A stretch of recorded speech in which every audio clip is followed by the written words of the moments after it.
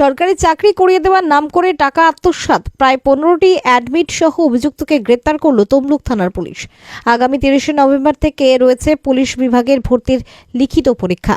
তারপরেও রয়েছে বিভিন্ন সরকারি চাকরির পরীক্ষার দিন। তার পূর্বেই তমলুক থানার পুলিশ গ্রেপ্তার করল শেখ মঈনুদ্দিন নামক এক ব্যক্তিকে।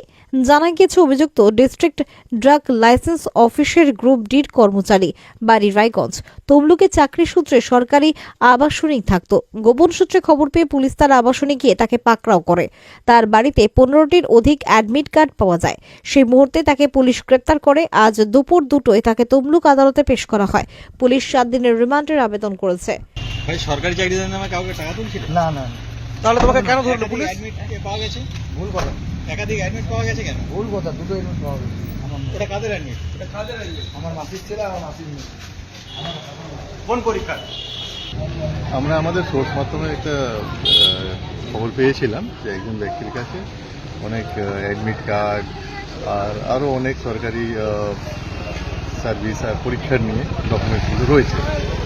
ইনফরমেশন পাওয়ার সাথে সাথে আমরা ওকে ডিটেন করার সময় আমরা কিছু ডকুমেন্টস ওর কাছ থেকে পেয়েছি। তো পাওয়ার পরকে আমরা প্রমোটে একটা কেস করে ওকে অ্যারেস্ট করেছি। অ্যারেস্ট করে আমরা কোর্টে ফরওয়ার্ড করেছি পুলিশ কাস্টাডি। কতদিনের জন্য রিমান্ড চেয়েছি? আমরা 7 দিন চেয়েছি, এবার দেখি কোর্ট কতদিনের জন্য দিচ্ছি।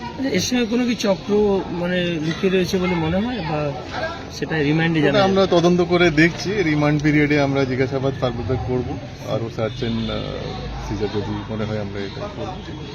বাড়ি থেকে বা আরও অনেক জায়গা থেকে কি পাওয়া যাচ্ছে আমরা দেখব।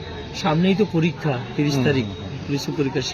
সেই নিয়ে আমরা আগে থেকে একটু অ্যালার্ট আছি যে যদি এরকম কিছু থাকে তাহলে ইমিডিয়েটলি আমরা তার উপরে অ্যাকশন নিতে পারি।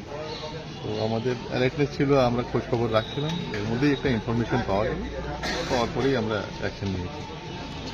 জাহাঙ্গীর বাদশাহ রিপোর্ট, জেবি লাইভ নিউজ।